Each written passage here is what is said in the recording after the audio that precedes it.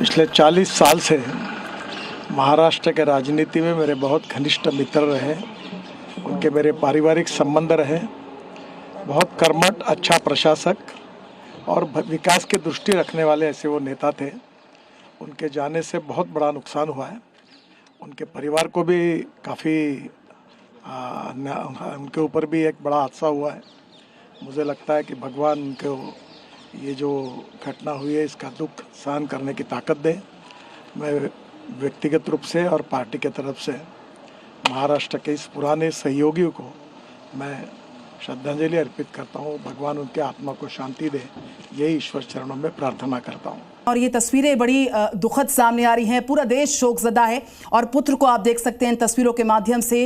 ये मौका ऐसा है, आकस्मिक निधन की जो खबर आई अजीत पवार के अपने पिता को खोने के बाद एक बेटे के लिए कितना गमगीन माहौल है और इतनी बड़ी क्षति जिसकी पूर्ति ताउम्र नहीं हो सकती। तस्वीरें आ रही हैं सामने लगातार।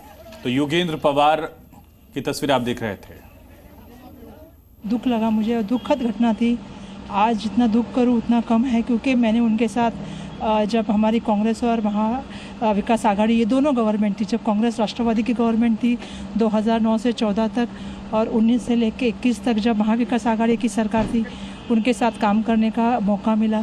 जिस तरह से उनकी काम करने की शैली थी वो सब पूरा महाराष्ट्र जानता है कि टाइम के साथ काम करना, सिंसियरली काम करना, महाराष्ट्र हित के लिए काम करना और महाराष्ट्र के विकास में जो काम करने वाली भूमिका उनकी रही है।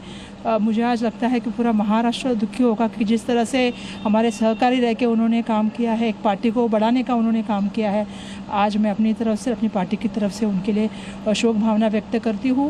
और मुझे बहुत शौक लगा क्योंकि आप भी देख रहे हैं, मैं जस्ट अभी लैंड होके आई हूँ और जब मैंने फ्लाइट में जब ये बात सुनी तो मुझे बहुत शौक हुआ, क्योंकि उनके साथ काम करने का मेरा भी अनुभव रहा है। पिछले लगभग 20 साल हम लोग असेंबली में साथ में काम कर रहे थे और मुझे पता है कि अजीत दादा का स्वभाव कैसे, हमारे दादा के साथ हमारे अलग रिश्ते थे, फैमिली के भी रिश्ते थे, तो कहीं ना कहीं दुख का माहौल है आज। तो ये परिवार शोकाकुल है। पवार फैमिली के लिए बहुत बड़ी क्षति है।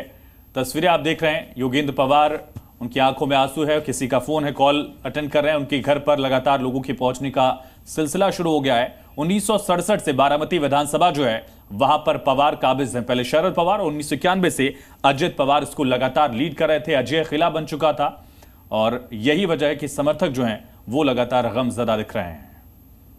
दूसरी तस्वीर में आप देखिए किस तरह से जब ये प्लेन क्रैश हुआ उसके बाद आग की ऊंची लपटें दिख रही हैं, धुएं का गुबार दिख रहा है। लोग वहां पर मौजूद हैं, कुछ एक लोग पहुंचे हैं काफी संख्या में वहां पर, लेकिन इसके बावजूद वहां पर रेस्क्यू शुरू नहीं हो पाया क्योंकि आग की लपटें इतनी भीषण थी और पूरा विमान का जो हिस्सा उसका सिर्फ टेल वाला पार्ट आप देख पाएंगे, बाकी सब क्षतिग्रस्त हो चुका है। उसके परखच्चे उड़ चुके हैं धमाके के बाद।